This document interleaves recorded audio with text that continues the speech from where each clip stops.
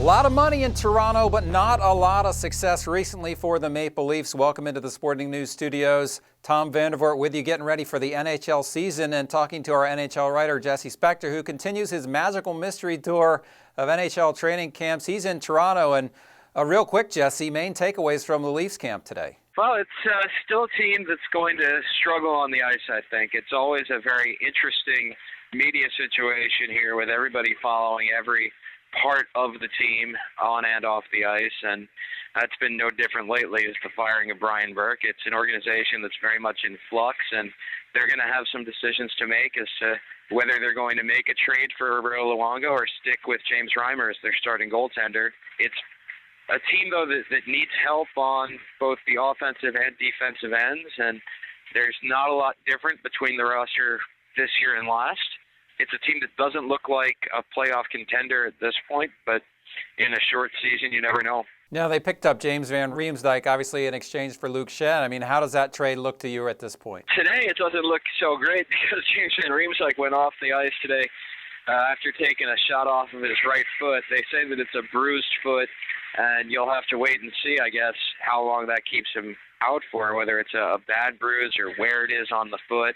Those things can be tricky, and he's dealt with foot injuries before, James Van Riemsdyk. Fortunately, it was the other foot. So to see how that breaks down, he should be a player that helps with some of the second-line work behind that Joffrey Lupul and Phil Kessel line that the Leafs have that really drives their offense. But I'm not sure that it's enough of a difference maker of a trade to really help the Leafs keep up with some of the bigger guns in the Eastern Conference.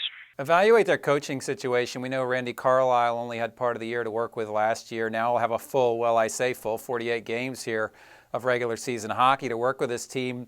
What do you expect to see from that standpoint from the Leafs? I think Randy Carlyle is a good fit for this team because he's a no-nonsense guy, and you need that in a city where the spotlight is this bright. I think that you see that in New York with John Tortorella and the bright spotlight there, that he does a good job of deflecting some of the attention at times. I think Randy Carlyle is good at that as well. He also runs a very physical conditioning level-oriented camp, and that's going to be important in a 48-game season. He skated these guys really hard today for about 2 hours and came away pretty happy with the way that they were looking. Again, it's not a matter of the effort with this team. I think that's going to have to be there, and it has to be there for a Randy Carlyle team. It's whether that effort combines with a high enough talent level to make things happen and get the Leafs back to the playoffs for the first time since 2004. Yeah, that's absolutely the case. Do you feel like there's still a big move out there that they're going to make? Obviously, with Burke gone, new general manager Nonis in there. I mean, do you think they're going to really go after Luongo or make some other big move here? Yeah, Dave Nonis was the last guy who traded for Roberto Luongo when he was the general manager of the Canucks, so you can read into that what you want. I don't know that getting Roberto Luongo is worthwhile for the Maple Leafs simply because they're a team that needs more, and they need more on the offense. They need more on the defense to get there and be a championship contender.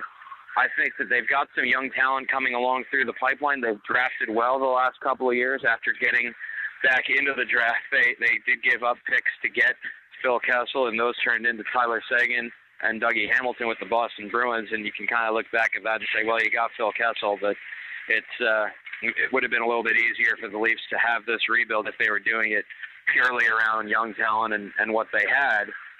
But I think it's going to be a couple of years until this is a team that's really ready to contend for a cup with or without Roberto Luongo. And I think that if you're getting Luongo, that's a move that's a win-now move, and I don't think that this is an organization that's in a position to be making win-now moves.